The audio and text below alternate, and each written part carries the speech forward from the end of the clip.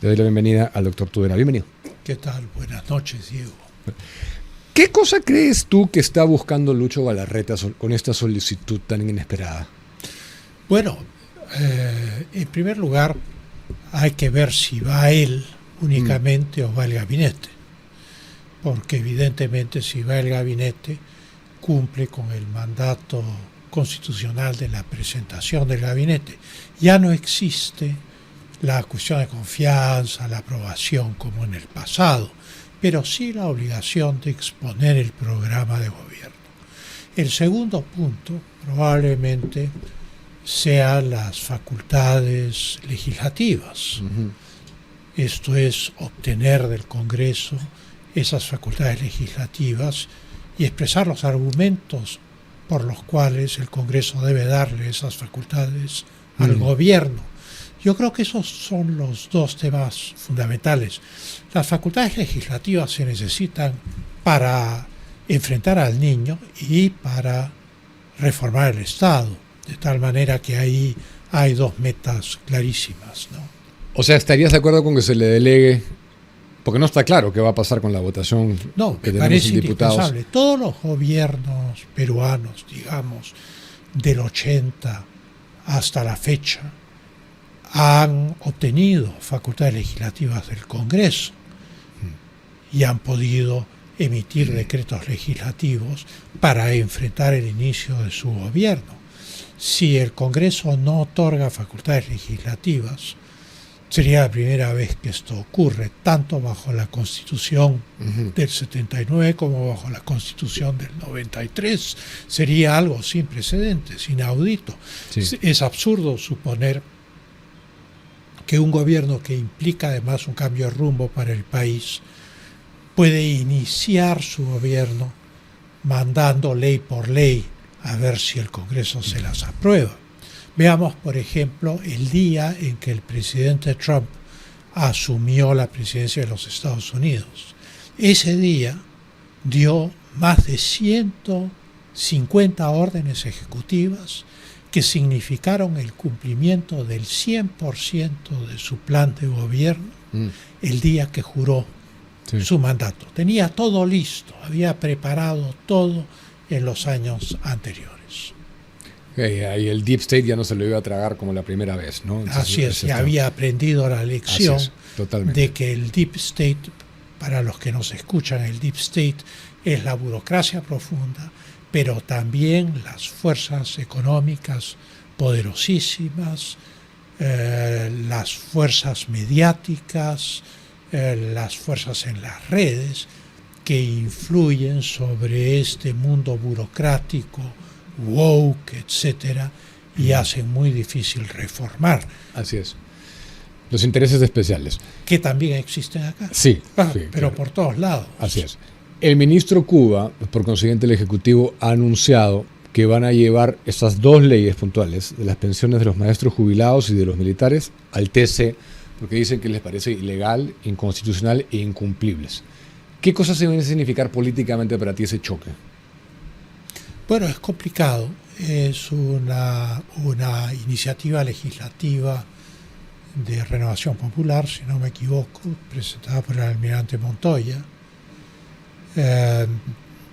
pero redactada dentro del Congreso por la Comisión de Defensa, etcétera, y que implicaría que el Congreso tiene iniciativa de gasto. Uno de los propósitos de la Constitución del 93, que está muy modificada, es cierto, pero yo fui constituyente, fue que el Congreso no tuviera iniciativa de gasto. El tema de las pensiones es un tema que sufren todos los gobiernos, sin excepción. Las pensiones siempre están atrasadas. Es un tema penoso, dramático, en el fondo de mala gestión. O sea, sí importa que hayan 15 ministerios y no 7. Y importa porque el gasto de planillas es una parte muy pesada del gasto del Ejecutivo, del gasto ministerial concretamente. El gasto de planillas se calcula que puede ser alrededor de 93.000 millones, una cosa por el estilo. es inmenso. Entonces, naturalmente, una racionalización del Estado implicaría mayores recursos para las pensiones, pero no necesariamente. Durante las reformas del gobierno del presidente Fujimori, siendo yo ministro de Relaciones Exteriores, conversé con él porque había un reclamo de las pensiones de los embajadores jubilados. Y claro, esto se discutió y era en ese momento, porque cada circunstancia política es distinta, estamos hablando de los años 90, que estábamos emergiendo de la mega crisis de la hiperinflación, el terrorismo, la quiebra del Estado, etc. Y entonces, claro, o el régimen de pensiones era general para todo el mundo y resultaba imposible en ese momento digamos, actualizar las pensiones, o no era para nadie, pero no se podía actualizar para un sector y no para otro. Esa era la circunstancia de los 90 por una razón de fondo que es diferente hoy. Hoy el Estado se ha endeudado, tal vez en exceso, alrededor de 90.000 millones de dólares en varias emisiones de bonos que no son para proyectos de desarrollo. No son para hidroeléctricas, no son para carreteras, no son para, en fin, la infraestructura del país, sino que son estructuraciones de bonos para gasto corriente, mucho de ello. Claro que se gasta en carreteras, etcétera, pero no un porcentaje significativo, porque se refinancia la deuda y a través de esa refinanciación se gasta más en gasto corriente, esto es en planillas, en inflar el Estado, en desperdiciar el dinero, ¿no? En esa época el presidente decidió que el Perú no recurriría al endeudamiento externo.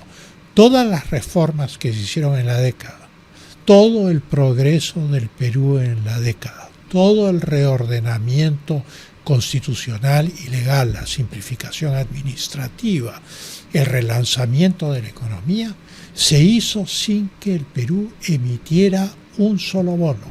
Se hizo con la plata de los impuestos, con la caja fiscal. Cosa que, visto desde hoy en día, resulta asombroso. Sí.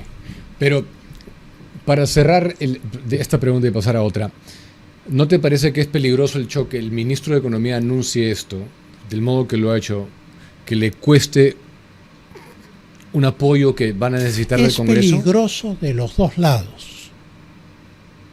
Es peligroso dejar que el Congreso pueda disponer del presupuesto. Sí, por supuesto que sí. Y es peligroso no corregir ciertos problemas sociales.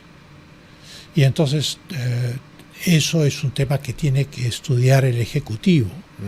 Y sea probablemente a través de una ley del Poder Ejecutivo que este tema pueda ser zanjado. Pero definitivamente se tiene que cumplir con la Constitución política, porque si el Estado es un Estado en el cual el Parlamento, con una miriada de fuerzas políticas, empieza a disponer del presupuesto, pues en el fondo ya no hay Estado. Así es. El TC creo que ya tiene un recurso sobre esta materia. Bueno, el TC se pronunciará, ¿no? Yo no quiero adelantar un juicio porque no sé cuál va a ser el resultado de esa sentencia. Sí. Y también porque hay siempre caminos que el Ejecutivo puede tomar para, digamos, paliar el tema que el Congreso se ha propuesto resolver. Una breve digresión más anodina. Siempre procuro preguntarle esto, no sé por qué, a la gente que ha trabajado de cerca con Fujimori. ¿El presidente Fujimori alguna vez te tuteó? ¿O siempre fue 100% de las veces te trataba de usted? Nunca me tuteó, pero sí era un hombre a su manera, porque era un hombre muy preciso, era a su manera afectuoso. Yo sí sentí que tuve confianza con él. Siempre era usted. Usted sí, a mí me dio mucha pena el año 2000, porque digamos en el curso de la campaña hubo cierto alejamiento, y luego cuando aparecieron los Vladivideos, pues yo sentí que moralmente no podía continuar. Claro. Hay quienes han criticado esto porque piensan que yo debía haber aprovechado la oportunidad para ser presidente, pero hay condiciones en las cuales no se puede, porque si uno tiene a las bancadas de oposición y a 2/3 de la bancada del gobierno en contra, pues entonces uno no tiene parlamento ni tiene ministros. Esa era la circunstancia del año 2000. ¿Fue un error del presidente Fujimori no privatizar Sedapal? Sí. Pero porque ahora es muy fácil hablar, ¿no? Pero ¿por qué crees que realmente no lo hizo? ¿Por el costo político? Por el costo político. Yo conversé con él sobre este punto. El costo político era muy alto porque el agua tenía un impacto social enorme. Y entonces el Estado tenía que decidir libremente en ese momento, porque la carestía era horrorosa, y parte de la lucha contra el terrorismo era darle a la población aquello que el Estado podía suministrar y que realmente les hacía falta: agua, luz, desagüe. Y entonces esa fue la razón por la cual en el contexto de los 90 no se privatizó Sedapal. Sin embargo, al final de los 90 sí se discutió la privatización del agua, no solamente de Sedapal, sino del agua de riego, como se ha hecho en otros países, ¿no? Pero no llegó a materializarse. Petroperú igual. Petroperú en el fondo fue enormemente reducido, o sea, en el momento constituyente, literalmente Petroperú quedó reducido a la micromínima expresión, y lo único que quedó fue Perupetro para las concesiones. Era el momento probablemente de terminar con Petroperú. ¿Por qué?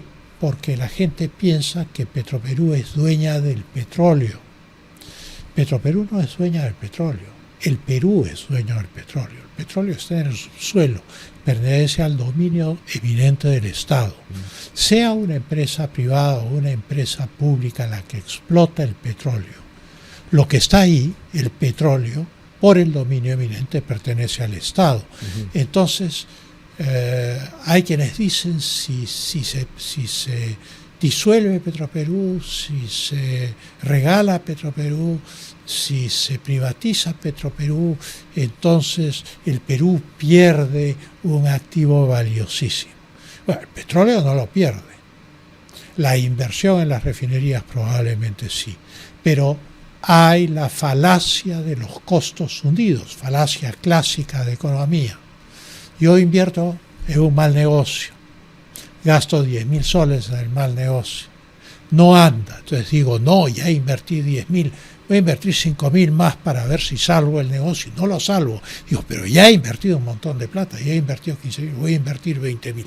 Esa es la falacia de los costos hundidos. Si yo, al percibir que ya el negocio no andaba, lo cortaba ahí en seco, ya no perdía un centavo más. Y guardaba recursos para otras cosas que sí son productivas o necesarias, aunque no sean productivas. El tema del transporte público, el tema de las carreteras nacionales, el tema de las autopistas, en fin, hay tantos temas que son de necesidad vital en el Perú. Ese tema del transporte es una cosa que mucha gente critica del gobierno de Fujimori. O sea, tal vez Lima sea, al menos que yo tengo presente, la única ciudad del mundo donde el municipio no controla el transporte. No tiene ningún tipo de manejo del transporte. ¿Qué opinas de eso? Eso viene de antes, no es del gobierno de Fujimori. Eso Pero viene la privatización de las rutas y la erradicación de Natru y todo esto. Bueno, no son sé. concesiones. Una cosa es la concesión, otra cosa es que la ruta sea privada, como mi casa.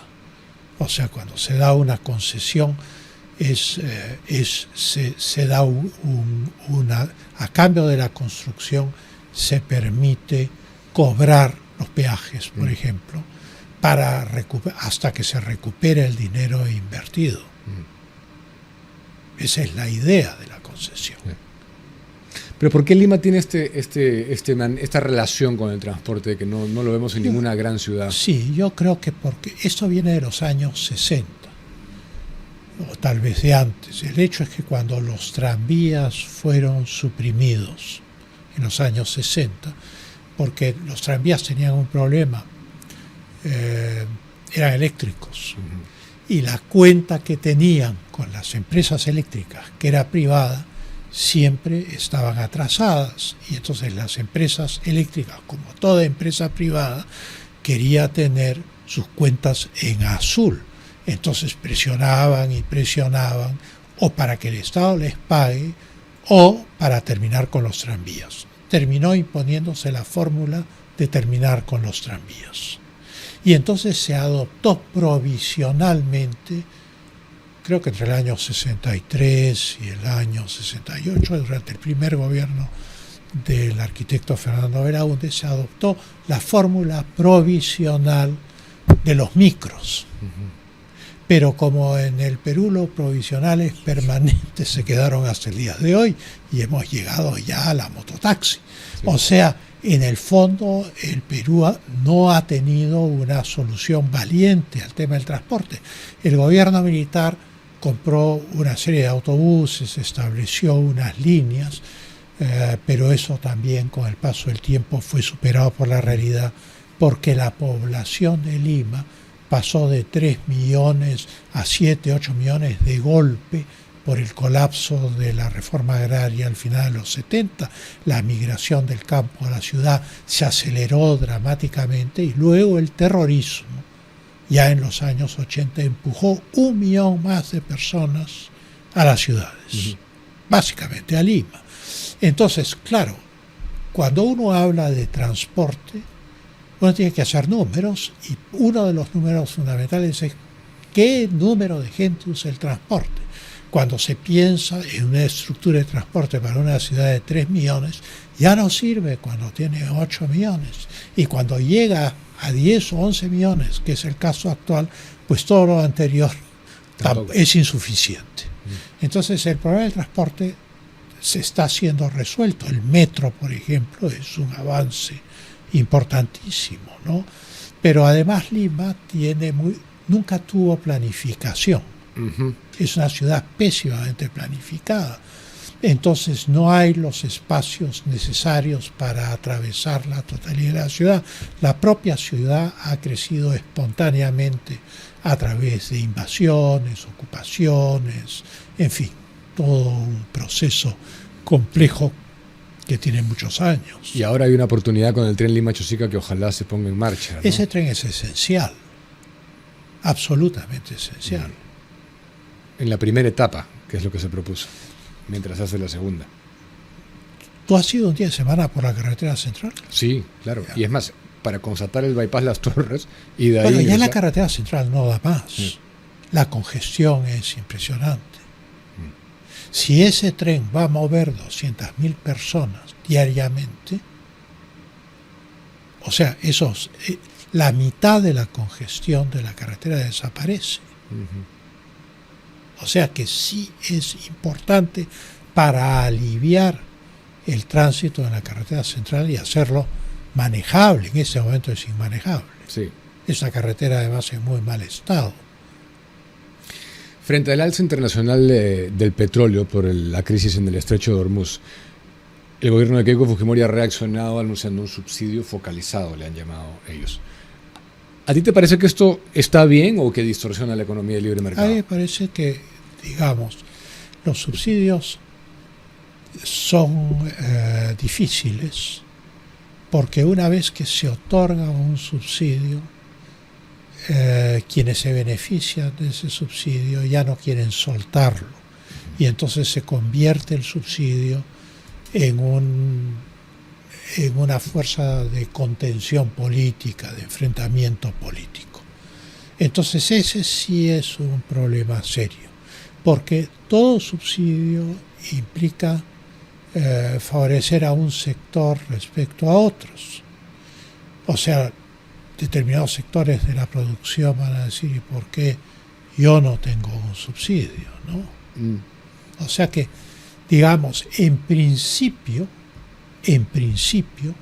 y no solamente desde el punto de vista de Hayek o de von Mises, sino desde el punto de vista de la ortodoxia del liberalismo clásico y la ortodoxia económica clásica, siempre ha sido hostil a los subsidios, porque es muy difícil quitarlos y es muy difícil seleccionar a quién se da el subsidio y por qué se da. El tema del alza de los combustibles es un tema global, no es un tema peruano. El gobierno militar se enfrentó también al tema del alza cuando hubo el embargo petrolero árabe en 1974, y lo que hizo el gobierno militar, en vez de dejar flotar el precio y dejar que cada ciudadano racionalice el uso de sus automóviles y vehículos, lo que hizo fue producir unas calcomanías redondas en las cuales uno podía circular 2 o 3 días a la semana. Entonces uno tenía que escoger qué color de calcomanía. Algunos podían circular el fin de semana, otros dos días de la semana, lunes y miércoles, otros martes y jueves, en fin. No funcionó. Y aparte creo que se ha apresurado con ese anuncio el gobierno. Porque yo en principio soy enemigo de los subsidios, porque en un país donde todo el mundo busca posiciones de privilegio. Porque ha dicho que busca evitar que le traslade al cliente. Pero ¿quién va a estar ahí fiscalizando lo que cobra, si bajó el precio? Aparte eso lo prohíbe la Constitución, eso es control de precios. Es así, además que el combustible es una gran fuente de ingresos para el Estado, porque tiene 18% de IGB y sobre eso el selectivo al consumo. O sea, es ya un combustible encarecido por los tributos que lo gravan y sobre eso el subsidio. Sí. Te preguntaba lo de CEDAPAL porque ha anunciado... Porque el subsidio, tal vez eso es bueno para la gente que nos está escuchando, el subsidio es que el Estado paga la parte que el usuario no paga. O sea, si el combustible cuesta 100 para el usuario, de repente el Estado lo subsidia y decide que cuesta 80 para el usuario, pero no significa que se ha reducido el precio del combustible, sigue costando 100. Lo que pasa es que el contribuyente, o sea, también el usuario, paga ese 20% de diferencial, porque la plata que tiene el Estado es la plata del contribuyente y el subsidio lo pagan todas las personas que pagan impuestos.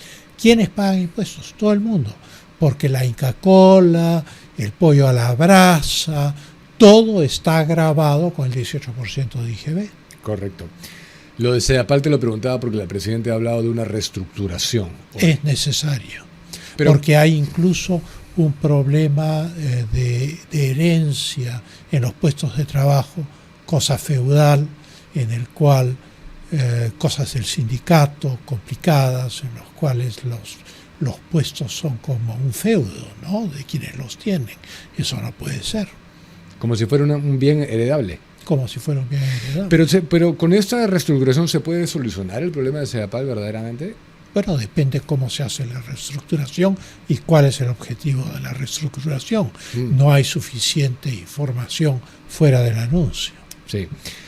¿Cómo va a terminar el problema entre Estados Unidos e Irán, crees tú, ya que hablábamos de Hormuz? Bueno, creo que los Estados Unidos ha entrado a una fase diplomática desesperadamente y ha logrado llegar a algún tipo de entendimiento con Hamas a través del yerno del presidente Trump, el señor Kushner, que se reunió con el jefe de Hamas en Gaza y después se iba a reunir con el primer ministro israelí Netanyahu.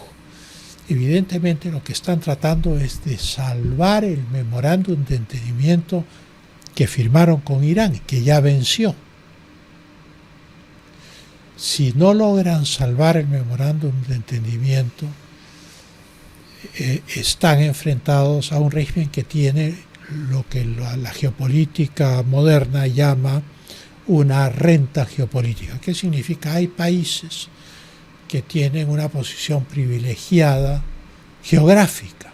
En el caso de Irán y de Omán, tienen posiciones geográficas privilegiadas porque están a los dos lados del estrechísimo estrecho de Hormuz, por donde sale el 20% del petróleo del mundo, el 30% de los fertilizantes del mundo, gas licuado, etcétera, etcétera, etcétera. Entonces, digamos, Irán puede ser destrozado por los bombardeos, pero mientras le quede suficiente munición para trabar el paso por el estrecho de Hormuz, se beneficia de una renta geopolítica, porque está ahí, está en el lugar. El presidente Trump va a tener que considerar cuánto está dispuesto a aceptar el elector americano en materia bélica. Una cosa es bombardear, otra cosa es poner tropas en tierra y tener bajas. Entonces, todas esas son consideraciones que el Pentágono debe estar trabajando en este momento a toda máquina, ¿no? Sí. Pero es una situación difícil. Si logran salvar el memorándum de entendimiento, implica la desocupación del Líbano por Israel, un acuerdo con Hamás para que Hamás se desarme, pero también un acuerdo con Hezbollah. Esto, digamos, para lo que estamos acostumbrados a ver, es una valla muy alta.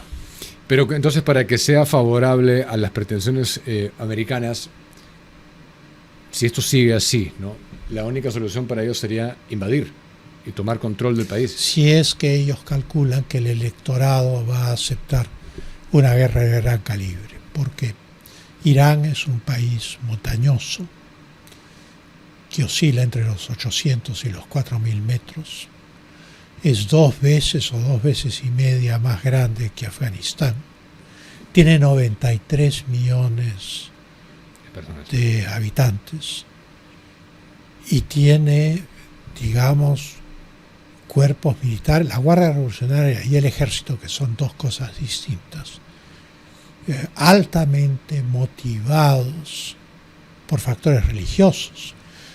La guerra que hubo en los 80 entre Irán e Irak duró 8 años, con cientos de miles de muertos. El hecho es que Irak nunca logró avanzar 1 metro dentro de Irán. Irak estaba apoyado por la Unión Soviética, a la cual el ayatolá Jomeini llamaba el pequeño Satán, el gran Satán en los Estados Unidos, el pequeño Satán era la Unión Soviética. Está apoyado por Europa, por los Estados Unidos, indirectamente. Entonces, Saddam Hussein llevaba esta guerra contra el fundamentalismo islámico y no pudo ganarla. Nunca pudo cruzar el Shat el Arab 10 metros y consolidarse en territorio iraní, debido a la determinación fanática de los combatientes iraníes. Entonces, claro, uno se pregunta si esa determinación existe todavía. Primera pregunta que hay que hacerse. Es una pregunta que hay que hacerle a los servicios de inteligencia. Pero en lo que va del asunto hasta ahora, que ya pasó los 2 meses, pues uno se pregunta qué es lo que parecía ser una operación de presión más o menos rápida, pues ya no lo es. No. Entonces los costos tienen que ser calculados. Y eso es algo que, digamos, el presidente, los servicios de inteligencia, el Pentágono, son los únicos que están en capacidad de calcular esos costos. Yo lo que me pregunto es que el enfoque de Irán verdaderamente sea a largo plazo y al desgaste. Porque hay ciertos rumores de que los Estados Unidos están quedando sin misiles balísticos a una velocidad mucho más rápida de lo que es la capacidad de reposición. Y ha preocupado a la administración. Yo creo que los Estados Unidos, una vez que ponen en marcha su programa industrial, militar, son indetenibles. Esa es la verdad. Tienen los recursos, tienen el dinero, tienen la tecnología. El tema de fondo es cuánto resiste Irán a un destruido y si vale la pena meter tropas a un país de 93 millones de habitantes. Pero es una opción que se ha tornado... Es una opción de la cual se ha hablado para la isla de Kark, que es el centro de distribución del petróleo, si es que los propios iraníes no la destruyen. Una cosa que me ha llamado la atención es por qué el presidente Trump públicamente no ha felicitado a Keiko Fujimori. Él. No lo sé, la verdad. ¿Pero no te parece raro? Bueno, sí, me parece que tampoco la endosó al final de la elección, cosa que hizo con el del Espriella. Así es. Y que hizo con Milei. Así es. Entonces, evidentemente, ahí hay una incógnita. O sea, ¿qué es lo que ve los Estados Unidos? ¿Cuáles pueden haber sido los contactos entre el gobierno americano y Fuerza Popular? No tenemos idea. Yo creo que él aún ve con mucho recelo el avance de la República Popular China en este territorio y quiere ver... Más que mucho recelo, porque el puerto de Chancay es el único puerto que la China ha construido en América Latina. O sea, tiene otros puertos concesionados, pero que pertenecen a los estados en los cuales estas compañías operan. Claro, pero en el caso de Chancay es propiedad privada de una empresa pública china. En el caso de Marcona también tiene un puerto que es de uso exclusivo de Shugang. Y está la concesión de San Juan de Marcona, que se da a otra empresa china, pero que es una empresa privada, Jinshao, creo. Y esta empresa privada ha entrado en conflicto con Shugang, porque Shugang dice que la propiedad superficial de los terrenos donde se desarrollaría el megapuerto de San Juan de Marcona le pertenecen. Ahí hay una cuestión delicada, porque claro, los derechos superficiales en una minera que opera a tajo abierto, como es el caso de Marcona, sí plantea un problema de interpretación, pero por el otro lado los 250 metros de costa a partir de la línea de marea alta pertenecen al Estado. Los primeros 50 de manera absolutamente inalienable y los siguientes 200 como un dominio intangible que pertenece al Estado, ¿no? O de repente el presidente Trump está esperando a ver qué lealtades va a preferir Keiko Fujimori, ¿no? Bueno, la realidad es que los Estados Unidos han mirado con mucha preocupación al Perú desde hace muchos años. Comprador de armas rusas, o sea, todo el equipamiento de las Fuerzas Armadas básicamente no era americano. En el pasado, cuando compañías americanas trataban de entrar a las licitaciones, participaban en las licitaciones y siempre perdían las licitaciones. En fin, son casos que ya sucedieron en el pasado. Pero sí hay una desconfianza que viene desde la época del general Velasco, porque se expropió toda la propiedad norteamericana del Perú. Toda. No solo el petróleo, banca, minería, todos los intereses fueron nacionalizados. Sí.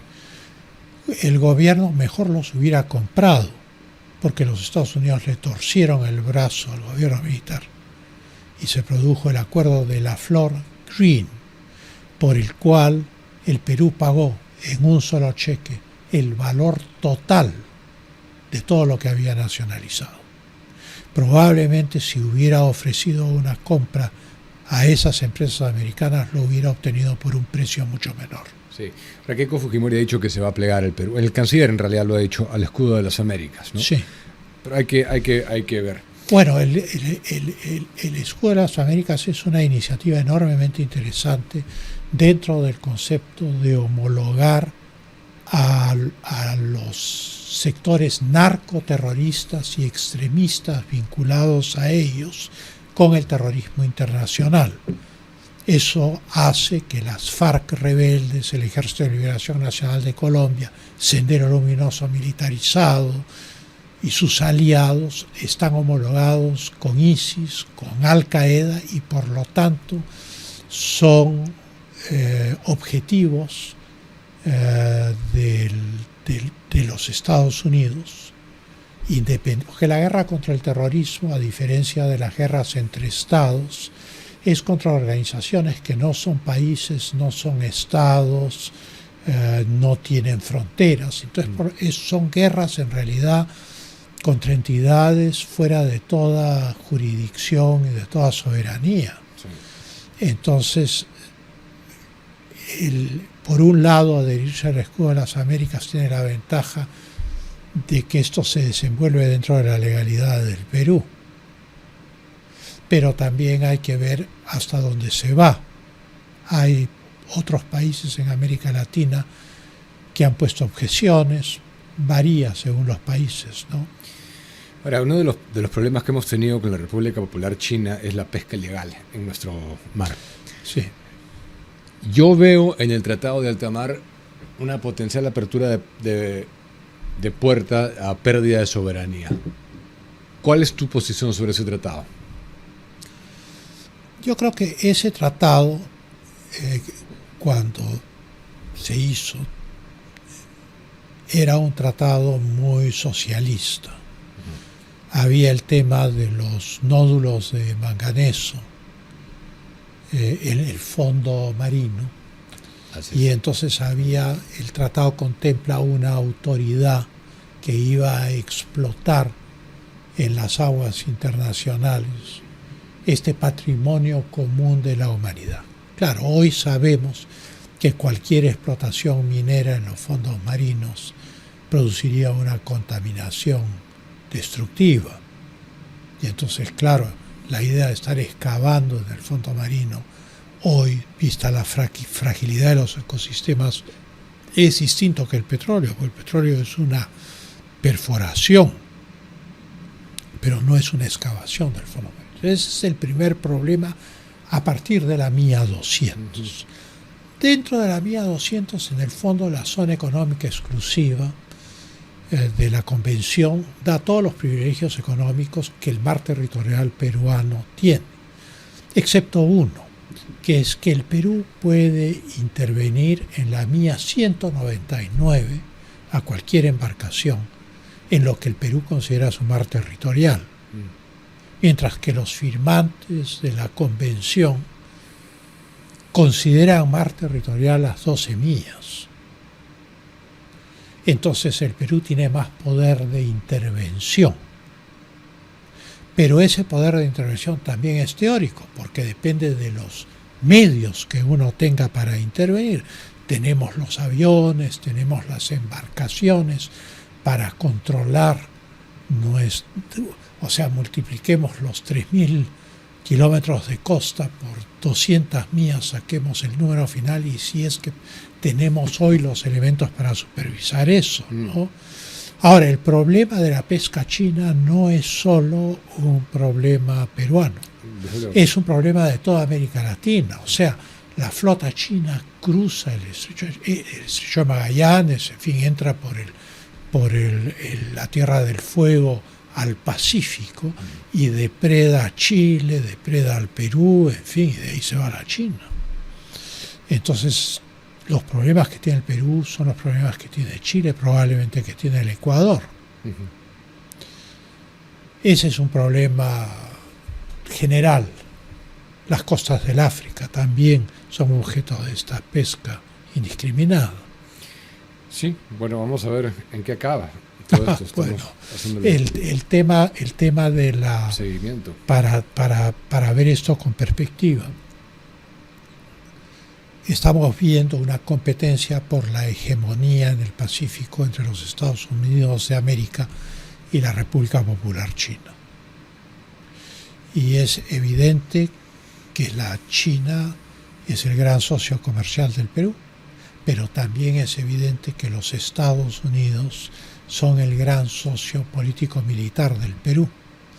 Y entonces el Perú no puede jugar a equilibrar estas fuerzas gigantescas, pero lo que sí puede hacer es, en el plano económico, una igualdad de condiciones absoluta. Entonces, y en el plano de la defensa nacional y de la política, el Perú debe mirar sus intereses nacionales y ver qué es conveniente desde el punto de vista de esos intereses nacionales. Justamente mañana, no sé si sabes, pero mañana hay un evento en Miami a bordo de nuestro barco, el Unión, el BCP Unión, que tiene como, va a estar el embajador Navarro, ¿no? Que tiene como propósito buscar inversión, proyectos, concretar inversión para el Perú, y ojalá que sea muy importante. He visto que el embajador Navarro, acostumbrado a la sazón peruana, no ha podido contenerse y ha ido al Francesco en Miami. Sí, sí, efectivamente que aterrizó y fue. Sí. Bien. Gracias por venir. De nada, Diego. Muchas gracias a ti. Un gusto verte, como siempre. Francisco Tudela con nosotros.